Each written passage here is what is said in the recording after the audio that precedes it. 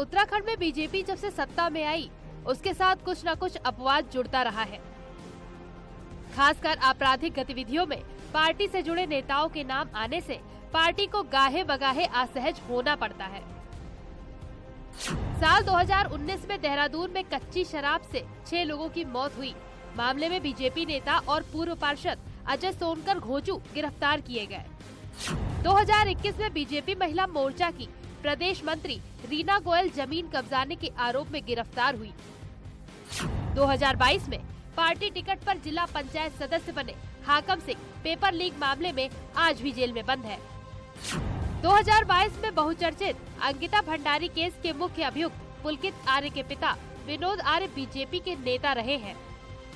2023 में हरिद्वार में party youth wing के पूर्व जिला उपाध्यक्ष अमरजीत की इसी महीने गोली मारकर हत्या कर दी गई। अमरजीत पर गैंगस्टर के मामले दर्ज थे। 2023 में हरिद्वार जिले से ही मंडल अध्यक्ष संजय धारीवाल पेपर लीक मामले में फरार है। धारीवाल पर 25,000 का इनाम घोषित किया गया है। और ऐसे में कुछ लोग इस प्रकार के तत्व, लेकिन जैसे ही जानकारी मिलती है पार्टी ने संगठन से बाहर रास्ता दिखाती है। और भविष्य में हम सुनिश्चित करेंगे कि अगर कोई पार्टी ज्वाइन करता है तो उसकी पृष्ठभूमि, वो किस भूमि से आया है, उसके क्रियाकलाप क्या रहे हैं, उसको देखकर हम वो करेंगे। बीजेपी ही एक ऐसी पार्टी है जिसमें अगर इस तरह के कृत्य के लोग पकड़े जाते हैं, पाए जाते हैं, तो तुरंत उन पर कार्रवाई होती है और कार्रवाई के बाद उनको पार्टी से बाहर का रास्ता दिखाया जाता है। उत्तराखंड में भी जितने इस तरह के कृत्य हुए हैं, मुझे नहीं लगता कि 1-2 घंटे के अंदर ही पार्टी ने इन सबको पार्टी से बाहर का रास्ता दिखाया। आपराधिक छवि के नेताओं की घुसपैठ के खिलाफ पार्टी के भीतर से ही आवाज बुलंद होने लगी है। सूत्रों के अनुसार पार्टी नेतृत्व पर उन नेताओं के खिलाफ भी कार्रवाई का दबाव है, जिन्होंने पार्टी में ऐसे लोगों को दायित्व देने के लिए सिफारिश की थी। न्यूज़ 18 के लिए देहरादून से सुनील नवप्रभात की रिपोर्ट। उत्तराखंड में कुछ अधिकारियों के कार्यभार में भी बदलाव हुआ है। आईएएस रविनाथ रमन को रणजीत सिन्हा की जगह पर राज्यपाल का सचिव बनाया गया, तो वहीं कविंद्र सिंह को अपर सचिव पेयजल बनाया गया है। पीसीएस अवधेश कुमार को लोक सेवा आयोग का एग्जाम कंट्रोलर बनाया गया, तो वहीं सुरेश जोशी को अपर सचिव समाज कल्याण का चार्ज दिया गया है। और ये सबकी बड़ी खबर आपको बताएं, देहरादून में CM Pushkar Singh Dhami cooperative bank की मीटिंग लेने जा रहे हैं। सुबह 11:30 बजे का समय है जब सचिवालय में ये मीटिंग होगी। कोऑपरेटिव बैंकों में हुई भर्ती मीटिंग का मुद्दा उठेगा, ये मुद्दा रहेगा इस बैठक का। और कोऑपरेटिव बैंकों में 4th क्लास की भर्ती पर सवाल उठे थे, इसको लेकर आज ये बैठक होनी है। बैंक के कामकाज, लेन देन से जुड़े हुए मामलों पर भी चर्चा की जाएगी मीटिंग में।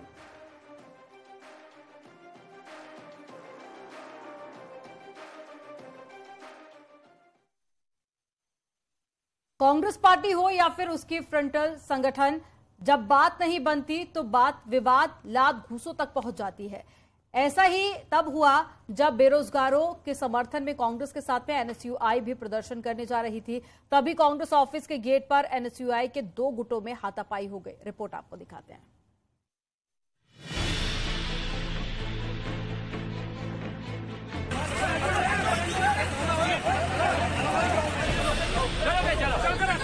ये हाथ से हाथ जोड़ो अभियान चलाने वाली कांग्रेस के छात्र संगठन एनएसयूआई के नेता हैं। जिस पार्टी का चुनाव निशान हाथ हो, उस पार्टी के युवा नेता पार्टी ऑफिस के गेट पर हाथापाई करें, उस कांग्रेस का भविष्य क्या होगा, इस मारपीट को देखकर अंदाजा उसका लगाया जा सकता है। सोमवार को कांग्रेस नेता बेरोजगारों के समर्थन में प्रदर्शन करने जा रहे थे, तभी एनएसयूआई के छात्र नेताओं के 2 गुट आपस में भिड़ गए। खबर है कि दूसरा गुट विकास नेगी को एनएसयूआई का प्रदेश अध्यक्ष बनाने से नाराज था। इसी बात को लेकर दूसरे गुट ने संगठन के राष्ट्रीय अध्यक्ष नीरज कुंदन के सामने मारपीट कर दी। लेकिन गुटबाजी को लेकर वे झगड़े पर जब एनएसयूआई के राष्ट्रीय अध्यक्ष से सवाल पूछा गया तो उन्होंने इसे बीजेपी का कारनामा बता दिया। वहीं कांग्रेस प्रदेश अध्यक्ष करण माहरा ने माना कि इस तरह के झगड़े अंदर बैठकर सुलझाए जा सकते हैं और जिसने ऐसा किया उसमें कांग्रेस का खून नहीं हो सकता। जाहिर सी बात है कि जो सत्ताधारी पार्टी है भाजपा, वो तो कुछ न कुछ इस तरीके की जो है इनडिसिप्लिन जो है वो करवा के ये करने की कोशिश करेगी कि जो इस मुहिम को है जो है बल ना मिले।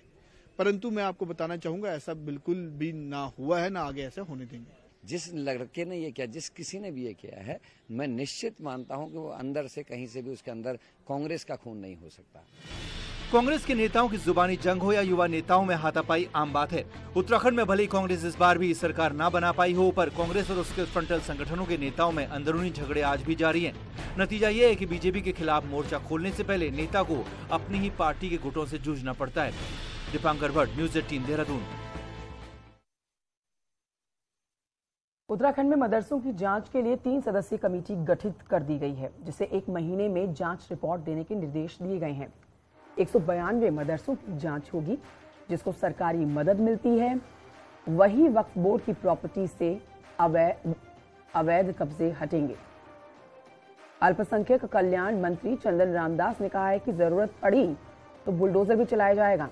कब्जा करने वालों पर केस दर्ज किया जाएगा। साथ ही बोर्ड की जमीनों पर बाउंड्री भी होगी।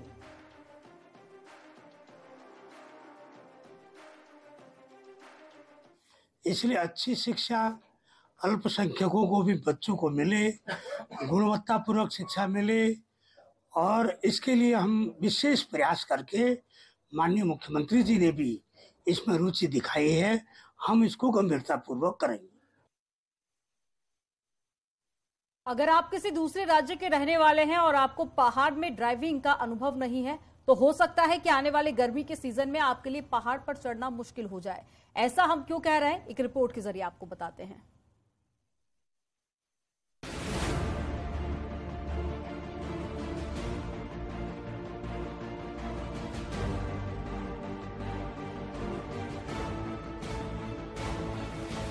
दूसरे राज्यों से कुमाऊं की इन खूबसूरत वादियों के दीदार को आने वाले पर्यटकों को अब पुलिस पहाड़ में ड्राइविंग नहीं करने देगी। इसका मन नैनीताल पुलिस ने बनाया है। पर्यटन सीजन में पहाड़ों में अचानक से एक्सीडेंट बढ़ जाते हैं, जिसकी सबसे बड़ी वजह दूसरे राज्यों से अपनी गाड़ियां लेकर आने वाले पर्यटक हैं। नैनीताल पुलिस अब इन्हें पहाड़ चढ़ने तभी देगी जब इनके पास पहाड़ में गाड़ी चलाने का अनुभव यानी हिल एरिया का ड्राइविंग लाइसेंस होगा। अक्सर जो बाहर से गाड़ियां आती हैं उनको तजुर्बा कम होता है पहाड़ में गाड़ियां चलाने का, और वहाँ काफ़ी एक्सीडेंट हो जाते हैं। उसको रोकने के लिए इस पे विचार चल रहा है, और उसके बाद में अगर ये पास होता है तो इसको प्रस्ताव बना करके इसका फिर शासन को भेजा जाएगा, और वहाँ से इसकी अनुमति मिलने के बाद में फिर इसे लागू कर देंगे। पिछले 4 सालों में नैनीताल जिले में अकेले 3,500 से ज्यादा एक्सीडेंट हुए हैं, जिसमें तकरीबन 65% एक्सीडेंट दूसरे राज्यों की गाड़ियों की वजह से हुए हैं। पहाड़ की इन घुमावदार सड़कों पर ड्राइविंग का अनुभव न होना पर्यटकों के साथ ही पहाड़ के लोगों की जिंदगी पर भी भारी पड़ रहा है। ऐसे में पुलिस का मन आने वाले पर्यटन सीजन से पहले नई व्यवस्था लागू करने का है। हल्द्वानी से न्यूज़ 18 के लिए शैलेंद्र नेगी की रिपोर्ट। अगली खबर नैनीताल से है, जहां फिल्म अभिनेता नसीरुद्दीन शाह नैनीताल में पहुंचे हुए हैं। नसीरुद्दीन शाह अपनी पत्नी रत्ना पाठक शाह के साथ नैनीताल आए हुए हैं। स्कूल के दिनों को याद करते हुए सेंट जोसेफ स्कूल वो पहुंचे हैं अपने। नसीरुद्दीन शाह ने कहा कि उन्हें स्कूल के दिनों की याद नैनीताल खींच लेकर आई। अभी यहां उनका कुछ दिन और रुकने का प्रोग्राम भी है।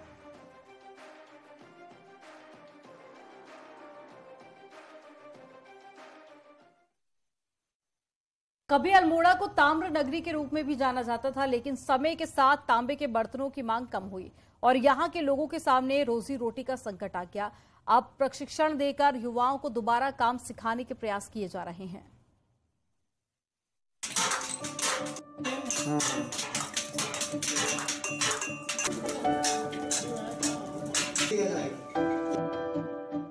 अल्मोड़ा में चंद राजाओं के समय से ही तांबे के सिक्के और बर्तन बनते थे, जिनकी मांग देश भर में रहती थी। तब टमटा इलाके में अधिकतर लोग तांबे के बर्तन बनाने का काम करते थे, लेकिन समय के साथ तांबे के बर्तन की मांग कम हुई तो कारीगरों के सामने रोजी रोटी का संकट खड़ा हो गया। कच्चा माल भी समय से नहीं मिल पाने के कारण युवा पीढ़ी ने तो तांबे का काम ही करना छोड़ दिया। और अब वो मजदूरी भी नहीं देता है। अब उसने अपने सामान सारे उसमें बना दिए हैं मशीन में। हमारे गागर बनाना बंद हो गया है। पहले हम गागर बनाते थे, तौले बनाते थे, परात बनाते थे, सारा आइटम बना रहा है, वो मशीन का अपने घर में बना रहा है, वो मशीन वहाँ अपने कारखाने में।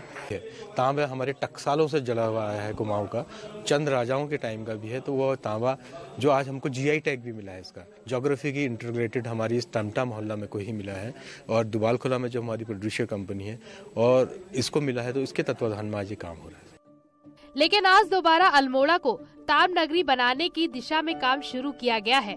यहाँ के कारीगरों को अब नई तकनीकी से तांबे के बर्तन बनाने का काम सिखाया जा रहा है, जिसके लिए एक प्रशिक्षण कार्यक्रम का भी आयोजन किया गया है। इस प्रकार के सेमिनार, इस प्रकार के कार्यक्रम इनमें एक मील का पत्थर साबित होंगे, और यहाँ पर युवाओं की उपस्थिति देखकर मुझे पूरा विश्वास है कि आगे को इस कार्यक्रम से कुछ सीख करके बच्चे अपना एक अच्छा और एक अल्मोड़ा इस क्षेत्र को एक ताम्र नगरी के रूप में विकसित करेंगे। सांस्कृतिक नगरी अल्मोड़ा में तांबे ने भले ही अपनी पहचान खो दी हो, लेकिन तांबे के बर्तनों में खाना बनाना और खाना पौष्टिक होता है। उम्मीद है कि जल्द नई पीढ़ी भी तांबे के बर्तनों को अपनाएगी। न्यूज़ 18 के लिए अल्मोड़ा से किशन जोशी की रिपोर्ट।